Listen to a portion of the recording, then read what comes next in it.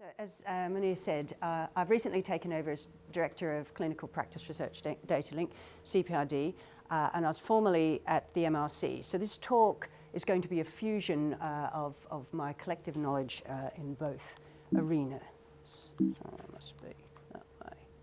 So the potential for using health records in research is not a new thing. This book by Donald Aitchison is from 1967. So for the past 50 years, we've known about the potential of using records. And of course, the NHS places the UK in a globally unique situation where we are able to understand the health of the whole populations at scale. So what are the advantages of using medical records for research? So we can do research at scale, and Tim spoke a lot about scale. Scale is extremely important. We can link to other health data sets. Importantly, it's in a real-world setting. So my talk is quite beautifully placed, I think, after Tim's, in that, one, we're looking at deep phenotyping in a particular cohort of patients, and here we're looking at whole populations' health. We can answer questions that need extremely large data sets. So looking at rare diseases, for example, we can replicate smaller studies, we can look prospectively and retrospectively, and it's a relatively cheap way of doing research. Big data, aren't we sick of that title? This is Nature from 2008, I think, when the term was just coming into vogue. So opportunities for data linkage with big data. Well, we're collecting data from everywhere. And this list here won't be new to anyone in this room, but also we're not just interested in linking health data sets, but those that derive from other forms such as wearable devices, internet, social media, etc., with environmental data, which tell you a lot about people's health. There are enormous opportunities for linking these to do large scale, and I use the word scale many times, discovery that has not been previously possible. But of course there are challenges to doing this. Governance, infrastructure, methodology, people, skills, etc. And I'll run through these in this talk. So what is it that we would like to achieve? Here is a schematic of an integrated, more and more integrated research environment in the UK where we're linking together all these possible data sources. So what do we need to achieve that? We need the funding in place for the research, we need the technologies and the infrastructure to enable us to bring this data together, and most importantly, we need the skills, resources, capacity and expertise so we can do so. I'd like to acknowledge my colleague Martin Bardsley for this slide. We tend to think about the NHS as one box, but of course everyone here in this room knows that that's not the case. So the NHS in England is even different from the NHS in Wales, is different from the NHS in Scotland. So here's a little diagram of a baby that's born and enrolled in the new life study which is starting. So her birth is recorded at ONS and she joins life study. She becomes sick, she goes to the doctor. She gets prescribed some pills, which she collects at the pharmacy and goes home. Unfortunately, she gets worse. An ambulance is called. She's taken to A&E. She then becomes an inpatient. She joins a disease registry, a clinical trial, and needs help. She goes home and then regularly visits as an outpatient. So all of the data of all these different events are recorded in separate databases. So I've talked about research. So what are the multiple research applications that you can use this data for? And this is a list, and I'm not going to use my time in going through each one. But importantly, I think, and interestingly, we can use our research for policy evaluation, and I refer to the great work done by Professor Jill Pell in Glasgow, who looked at the impact of anti-smoking policies, and was able to show that childhood asthma rates had dropped, as had cardiovascular events. But we can use this data for observational research, which is the first down to here, and we can also use the data to identify patients for studies in clinical trials and other interventions. What have the research funders been doing all this time? Well, clearly they've recognised the use of this data, and they have produced multiple reports, many of which I've been involved in the background information gathering for. So the funders have looked at the capacity in the UK for using health data in research. They've looked at the capability of linking to stratified medicine initiatives. We've got the UK tissue directory, and most recently of these reports is a study of the UK population cohorts. And I'm just going to mention this because one of the UK Biobank is naturally in there, but one of the interesting findings in that report is 1 in 30 people in the UK belongs to a population cohort study. I mean, I think that's absolutely fantastic in terms of studying the health of the population that we have in the UK, and I imagine that's quite globally unique. So the funders haven't just done reports, made glossy reports, they've actually backed this up by providing an enormous amounts of funds into this area. Eye-watering amounts of funding. It reminds me, I'm a cancer researcher by background, molecular biologist, turned record keeper. Back in my day, when I was doing my PhD in cancer, cancer was in vogue. Cancer was attracting all the money. This informatics domain now is attracting bigger sums of money. Alex is in a better position to argue whether that's the case or not. And this list of initiatives are some of those who are direct recipients or indirect recipients. So the UK is poised in fantastic position to use all of this data to build the skills that are necessary, to understand the governance that we need to put in place, and to build the infrastructure to put these things together. So I'm now going to change gear to my current job. So clinical practice research data link. What is this? This is a longitudinal real-world database of electronic health records that are used for research. It's been going for 28 years, so we've collected data for a very long time, and in total we have information on 18 million people's lives in the UK, which is a lot, and it's a longitudinal record. You may have heard of GPRD, the General Practice Research Database. GPRD morphed into CPRD in April 2012. At that time, we had 5% population coverage in the UK. Now, I'm pleased to say we have around 11%. And that roughly mirrors the NHS patient distribution across the UK. So it's not just England, but it's Northern Ireland, Scotland and Wales as well.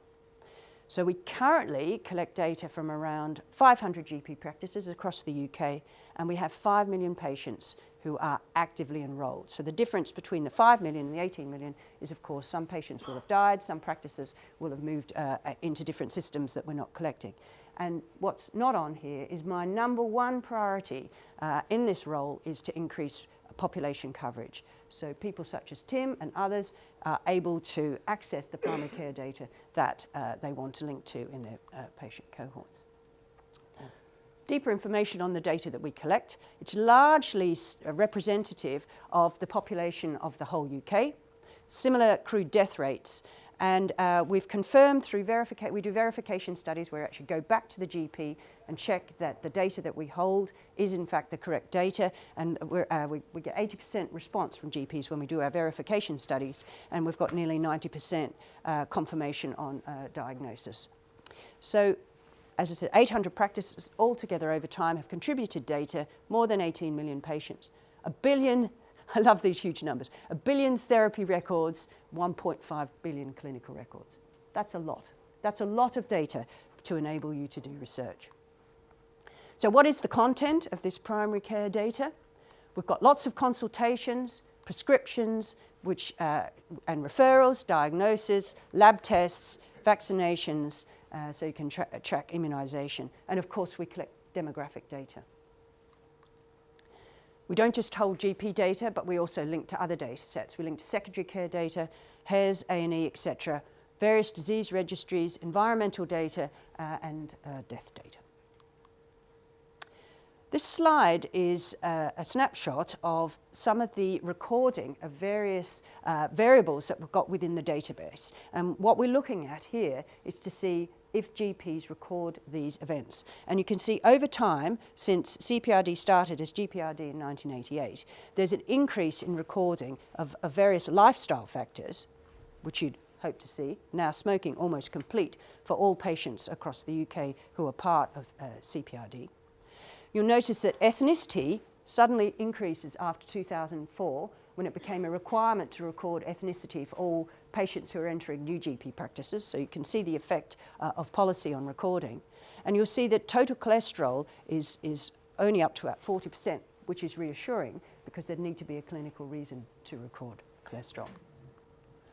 We're also interested in the quality of the data that we hold in the database. And this is a picture of over 10 years of recording for type 2 diabetes patients, their HbA1c and blood pressure. So each dot on this graph represents a GP practice that has recorded the data on their patient. And you can see in 2000 that was quite variable, and that a lot of practices right up until 2004 didn't record this information at all.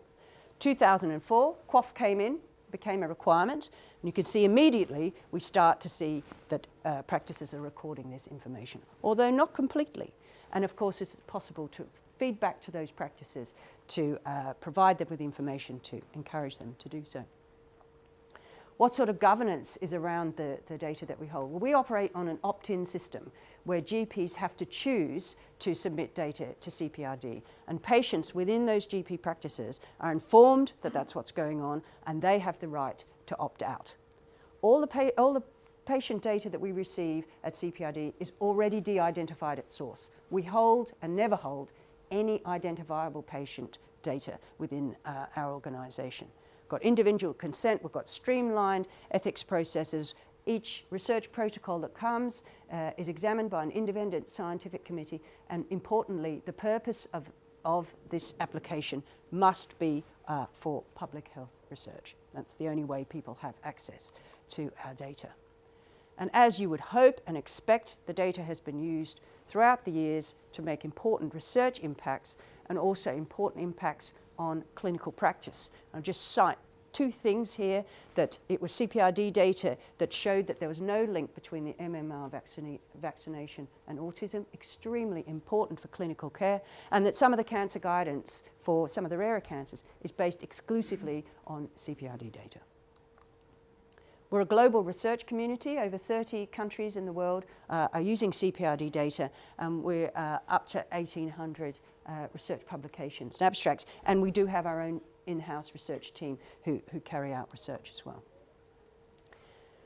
So how could electronic health records be used in biomarker studies? So the difference here, I think, between bespoke clinical cohorts is, of course, you're using real-world populations. And that's important so that you can baseline what the risks and the incidence and the prevalence of a disease is. You can look at comorbidities and co-prescribing in real-world data. You can take then your clinical cohort that you've derived from medical records, and you can further stratify this to look at various health outcomes and disease drug dosing that you might have used. And then, of course, you can compare those results to that in your cohort. And indeed, Tim spoke about that at the very beginning, in that the UK Biobank, the health of the UK Biobank participants was roughly twice as good as that of the UK. And the way of finding out that information is, of course, by comparison with real-world data. That all sounds great. Why don't we rush out and just get on with it now? Well, there are, unfortunately, limitations.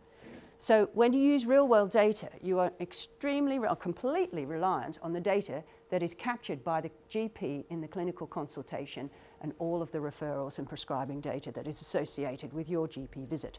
So if your GP doesn't record your HbA1c on your blood pressure, as we saw in a previous slide, then that data is not in the record, and so then you have to impute. So data quality, completeness, and coding. We don't, for governance reasons at the moment, allow anyone access, or in fact we don't collect free text data. And that means that all the clinical notes that your GP scribbles down that are not coded with read codes are not collected by us. And you'll know that some of that information is important to research. We don't collect it. So that's a limitation. Currently we're 11% of the population. We want to be 100. We're not there yet, so population coverage is a limit. There's the usual challenges of doing research in primary care, and I need to mention the NIHR CRN, of course, are very familiar with these. And of course, when you want to link all of this data together, which ultimately is what we're about, you're linking structured and unstructured data. Huge methodological challenges in being able to do this. Just going to briefly talk, if I may, Muni, I didn't ask about stage study. which is collaboration between University of Liverpool and CPRD. And this is a pharmacogenetics study, which is a proof of concept study, where CPRD real-world data was used to see whether we could evaluate the risks associated with statin-induced muscle toxicity in a real-world context, and also looking at the genetic variant of the statin transporter gene. Does this hold up? Does this stack up? These observations that we've seen in bespoke clinical trials, do they hold in real-world populations? And it also was an attempt to see, a feasibility study, to see if we could recruit patients using GP practices based on CPRD. And the GPs need to, because we only have de-identified data, so the GPs then unlock the code, identify the patients, who then give consent to take part in the study, giving blood or saliva for genetic analysis. So the recruitment target in this case was 250 cases, 500 controls, and the eligibility criteria here was everyone had to be on statins, and those who were considered case studies had to have more than 4 times the normal reading for creatine phosphokinase. Controls were on statins with no muscle pain at all. So in the first stage, stage 1, we were able to recruit 149 cases and 587 controls, and that took us 36 months. And during that time, so that's quite a long time, during that time there are a lot of lessons learned, as you can imagine, because that's the first time a study such as this has been done. We're now in the process of mopping up the missing patients so we can hit our 250 case targets, and that's what we're up to at the moment. So these are very preliminary findings that have been published. So it shows both earlier, as the point I was making about we're reliant on the data that's collected by GPs here, and indeed the CPK levels were only measured in 20% of the people who in the study who were statin users. The frequency of, these are sort of general observations here, that the frequency of CPK increases with the incident rate of muscle pains. The frequency that this was seen was low, and as you might expect, the risk of muscle pain increases with the more prescribing and the more that the interacting drugs are prescribed, you'll see increases in pain. Typo here. Trials, although trails. What Munir was able to show was that the variants of this statin transporter gene were in fact the same as had been observed in clinical trials. So by using a real-world study, he was able to replicate what can be found in a clinical trial. But one of the important findings, as far as we were concerned, is that the clinical measures of this for the study that Munir was interested in were done in a haphazard way. So this is a perfect illustration of how, when you set up a bespoke clinical study cohort, you can choose, as Biobank's done, what you want to measure, but when you're looking at real-world data, of course, you're reliant on incidents that the GP has measured. So just to sum up, what are the opportunities and barriers for using real-world data in research, both for biosamples and in general epidemiology and pharmacoepidemiology? Well, first of all, there's access. So, as I hope I've illustrated, data is held in multiple systems across the UK, and indeed there are issues with accessing data across UK country boundaries. There are lots of governance and regulatory hurdles to overcome, and we need to work together to clarify these to make sure that they're all aligned. There are issues with data quality, completeness, and accuracy. But it's important because we are able to verify the findings that we make in our clinical studies and cohorts in real-world settings. And after all, those are the real patients that we're interested in. We're able to get a longitudinal phenotype. So any study, of course, you set up now is going to be prospective, but you need to understand what's happened to those people before. And to remind ourselves that here in the UK, we have the best clinical data in the world for all that its faults. So I hope that you'll agree that the hurdles are worth it. Thank you.